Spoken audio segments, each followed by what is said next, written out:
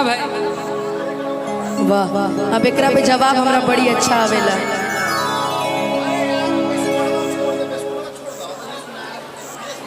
अच्छा रिया है।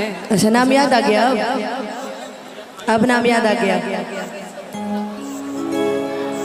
तो अब आप गा लीजिए, आपकी सपाटी आ गई। आपको गाने के लिए बोले हैं।